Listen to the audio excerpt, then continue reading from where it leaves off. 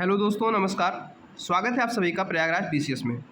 दोस्तों, आज की इस वीडियो में हम यूपीएसआई जीके को स्टार्ट कर रहे हैं। हर दिन आपको जीके के यूपीएसआई के रिकॉर्डिंग 20 क्वेश्चन जीके के मिलेंगे, जो कि मिक्स सब्जेक्ट के होंगे, जिनको आप एक बार देख के प्रैक्टिस कर सकते हैं। तो आइए शुरू करते हैं। पहला क्वेश्चन आपके सामने है, किस भारतीय राज्य की जो राजभाषा है वो अंग्रेजी है? ठीक है, तो आपको याद रखना है कि नागालैंड की जो राजभाषा है वो अंग्रेजी है। उसके बाद बात करें तो हम भारतीय राष्ट्रीय कांग्रेस का प्रथम मुस्लिम अध्यक्ष कौन था? तो आपको याद रखना है बदरुद्दीन तैयब जी भारतीय राष्ट्रीय कांग्रेस के पहले मुस्लिम अध्यक्ष थे। उसका अगला प्रश्न आपके सामने है, भारत के प्रथम गृह मंत्री कौन थे? भारत के प्रथम गृह मंत्री थे सरदार वल्लभ भाई पटेल। संसार की प्रथम महिला प्रधानमंत्री कौन बनी थी, उनका क्या नाम है? तो संसार में सबसे पहली बार प्रधान महिला यानी कि प्रधानमंत्री कहा जाए तो सिरमाओ भंडारनायके बनी थी। हड़प्पा में जो सभ्यता थी वो किस युग से संबंधित है? तो हड़प्पा की जो सभ्यता है वो कांस्य युगीन है। ठीक है। दीन इलाही धर्म किसने शुरू किया था? तो दीन इलाही धर्म अकबर के द्वारा शुरू कराया गया था। उसके बाद अगला प्रश्न है, उगते और डूबते सूर्य लाल प्रतीक होते हैं, ऐसा क्यों? क्योंकि जो लाल रंग का होता है उसका प्रकीर्णन सबसे कम होता है। इस कारण जब सबसे अधिक दूरी पर सूर्य होता है, अर्थात उगते और डूबते समय, तो वो लाल प्रतीक होता है। इंद्रधनुष में कितने रंग होते हैं? तो 7 रंग होते हैं। बहुत ही बेसिक क्वेश्चन है। उसके बाद जो भू स्थिर उपग्रह होते हैं पृथ्वी से कितनी ऊंचाई पर होते हैं? तो ये आपको ध्यान रखना है कि 36,000 किलोमीटर की ऊंचाई पर स्थित होते हैं। चेचक के टीके की खोज किसने की थी? तो वैज्ञानिक का नाम था एडवर्ड जेनर।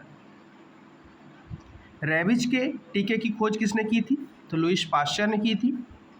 उसके बाद दूध से दही बनाने वाले जीवाणु का मुख्य नाम क्या है, कारण क्या है, क्यों बनता है? तो लैक्टोबैसिलस वो जीवाणु है जो दूध को दही में कन्वर्ट करता है।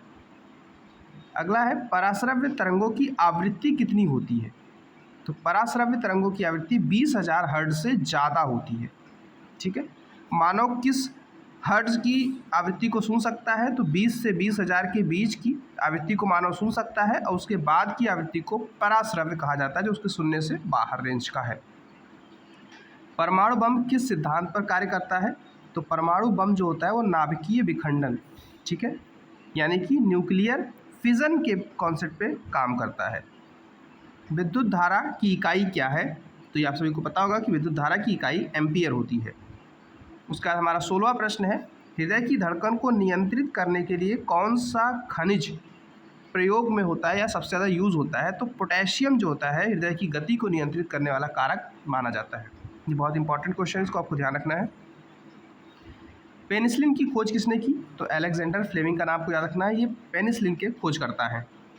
मलेरिया की दवा कुनैन किस पौधे से मिलती है? तो उस पौधे का नाम है सिनकोना। संसार का सबसे बड़ा फूल कौन सा है? तो संसार का सबसे बड़ा फूल, उसका नाम है रिफ्लेशिया। ठीक है, ये आपको ध्यान रखेंगे, इंपॉर्टेंट क्वेश्चन है। उसके बाद सबसे बड़ा जीवित पक्षी कौन सा है? तो आपको याद रखना है शुतुरमुर्ग। और शुतुरमुर्ग का जो अंडा होता है उसे सबसे बड़ी कोशिका भी कहा जाता है। ठीक है, तो ये भी आप ध्यान रखेंगे, सबसे बड़ी कोशिका कौन सी है? तो शुतुरमुर्ग के अंडे को संसार में सबसे बड़ी कोशिका माना गया है। तो ये टॉप 20 जीके के क्वेश्चन थे जो यूपीएसआई के लिए इंपॉर्टेंट है। यूपीपी में भी कुछ क्वेश्चन आते हैं, और जो वनडे एग्जाम है जीके के पॉइंट ऑफ व्यू से क्वेश्चन आ जाते हैं। तो इन वीडियो को एक बार आप देख लीजिए, जिससे आपको एग्जाम में क्वेश्चन इनसे बनते हैं, तो आपको माइंड में क्वेश्चन पड़े रहेंगे तो क्वेश्चन सही हो जाएंगे। So thank you for watching.